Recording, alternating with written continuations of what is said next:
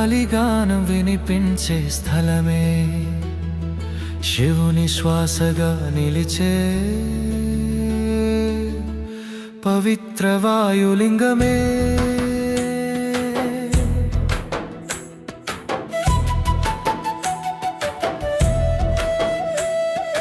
గాలి గుసగుసలో శివుని నాదం వినిపించునే, కాలం ఆగినట్టే భక్తి తడిసే క్షణమిదే. కన్నీటి ప్రార్థనలకి కరుణ చూపే దేవుడే, కాళహస్తి నేలలోనే కైవల్యం దొరికేదే.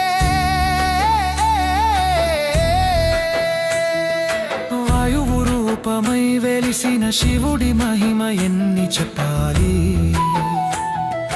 పాండవుల పూజలతో పవిత్రమైన చరిత్ర వినాలి.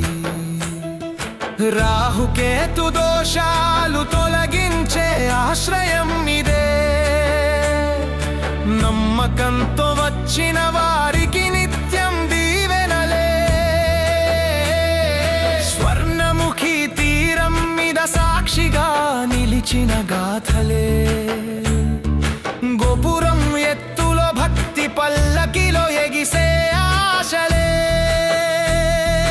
గాలి తాకిన ప్రతి క్షణం శివుడి స్పర్శగా మారునే, శ్రీకాళహస్తి పిలుపు వినగానే హృదయం